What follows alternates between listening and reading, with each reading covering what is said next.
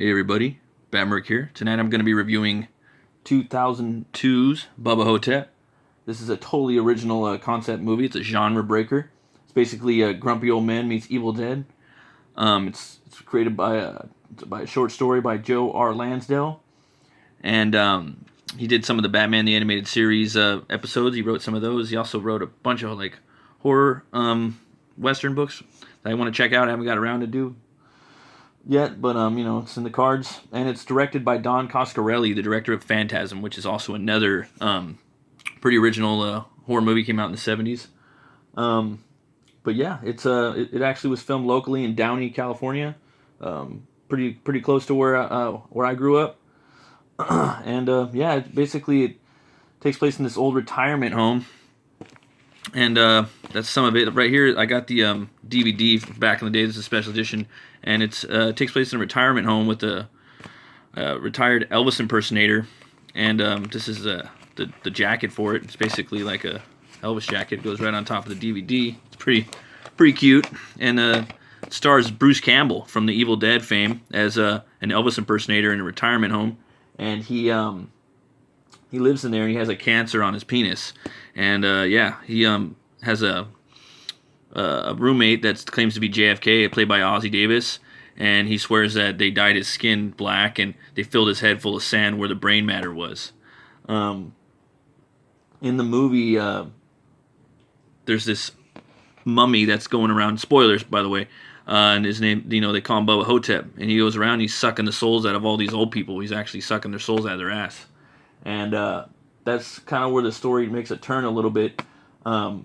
There's these crazy old people that live there. These cool characters. There's this one that has it's always in the iron lung. It's always sitting there in the hallway. Then there's this lady that goes around and steals things from everybody. She's like a kleptomaniac. And then there's this older cat, this old guy that thinks he's a Lone Ranger, and he has a little showdown with the Bubba Ho-Tep. And Bubba Ho-Tep is an Egyptian cowboy mummy, so it's kind of a cool little matchup.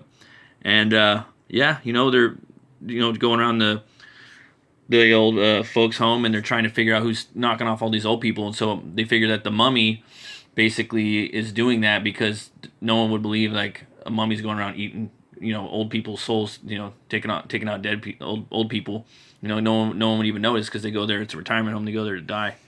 And the movie's brilliant, man. It's a real classic horror movie. I think everybody should own it. It's fun. It's hilarious.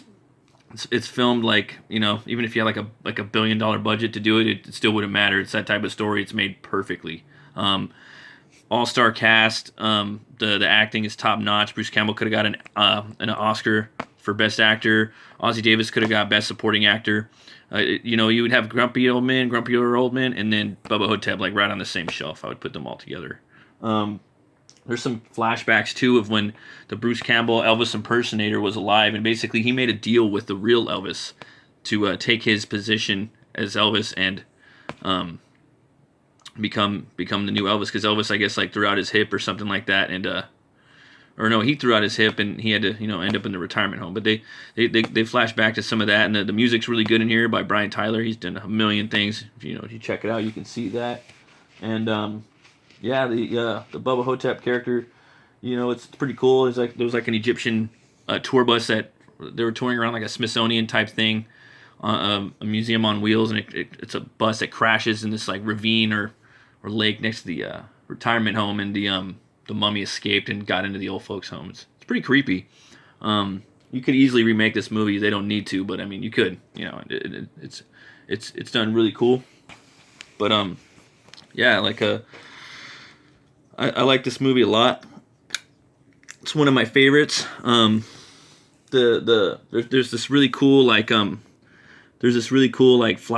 scene or fight scene with Elvis in here, and he's fighting this scarab beetle, and it's pretty funny, man. He's fighting it, and he's saying oh, it's about the size of a peanut butter and jelly or peanut butter and banana sandwich, man. And he's telling JFK that it's really hilarious, and they're just trying to figure out what what's going around killing these old people, and the the way they found out was they were in the bathroom, and they found some graffiti, some graffiti on the fucking on the bathroom stall, you know, and they looked at it and they're like, oh, this isn't graffiti, this is ancient Egyptian hieroglyphics. And so, you know, they're going back and forth, and they're like, so you're telling me an ancient Egyptian mummy is taking a shit in an old folks' bathroom? Come on, man, get out of here with that, you know? And it's like, yeah, well, I mean, look at these hieroglyphics right here, you know what I mean? And you know, that's what kind of put them on the trail for that. And there's this one actor in there that's in a lot of like Rob Zombie movies. He pops up, and they're always like he just has like a little role, and he's always basically delivering. They're basically always taking the dead people's bodies out of the retirement home, and yeah, it's pretty funny to see him and the other guy like have banter back and forth, talking about the old folks, you know, and how they're like basically, you know, getting taken out and stuff like that. But yeah, definitely recommend this movie. Ozzie Davis is funny in there. His bedroom, it actually looks like the Oval Office. And when you go in there, he's got all these fucking candy bars and shit. It's hilarious. And I don't know, it's just really cool. Like, you really like kind of buy him as like JFK, you know, like it's hilarious. And yeah, Bruce Campbell, when he fights the you know, at the very end, there's a little showdown with Bubba Ho-Tep. I don't want to give too much away, but it's just funny to see him like kind of fight the monster, you know. And what else I did like about this movie is it had some really cool like practical effects.